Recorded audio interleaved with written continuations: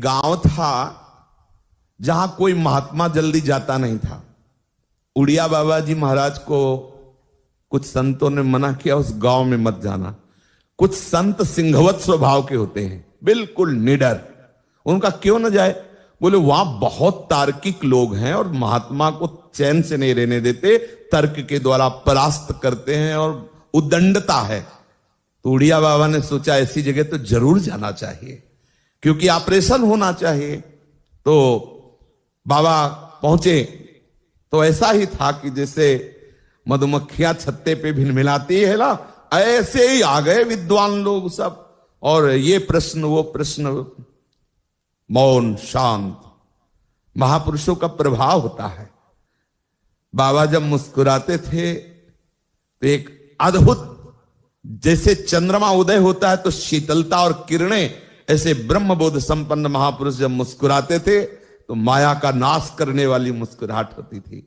बड़ा चित्त को लुभायमान करने वाला आकर्षण था पूज्य उड़िया बाबा। यद्यपि कोई ऐसी बाह्य सौंदर्यता नहीं, दांत बाहर निकले हुए थे, पर ऐसी आकर्षण वृत्ति की पूछो मत। वो हृदय जानता है कि कैसा भगवत प्राप्त महापुरुषों में आकर्षण होता है। बाबा ने कहा आप लोग सब निश्चय करो और वो प्रश्न करो जो आपको परेशान कर रहा हो।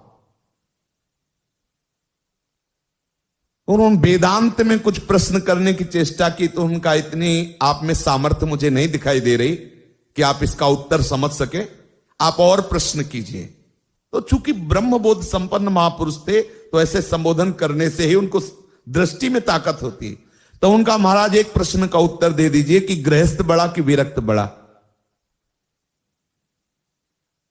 बाबा जैसे महापुरुष, बाबा ने कहा कोई कितना भी बड़ा परमहंस हो लेकिन उदर का पोषण तो गृहस्थियों से ही होता है ना। वो आकर के अपना खप्पर वहीं फैलाता है जहां गृहस्थ होते हैं, और कोई न कोई गृहस्थ उनके उस खप्पर में टुकड़ा डालता है और वो उदर का पोषण करके ब्रह्म चिंतन करता है। धन्य है गृहस्थाश्रम जो ऐसे विरक्तों का उदर पोषण करता है। जय हो महाराज की जय। क्योंकि प्रायः सब यही कहते थे कि विरक्त आश्रम श्रेष्ठ है। बाबा ने कहा कोई भी विरक्त हो, पैदा तो गृहस्थी के यहां ही होता है, इसलिए धन्य है गृहस्थाश्रम।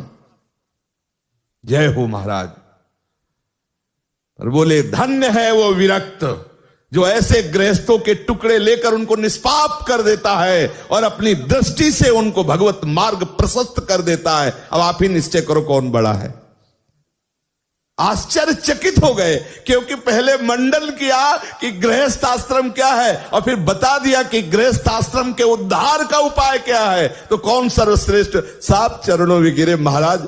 ऐसी वाक प्रवीणता तो मैंने देखी ही नहीं, क्योंकि गृहस्थ और विरक्त दोनों भगवत स्वरूप है। क्या आप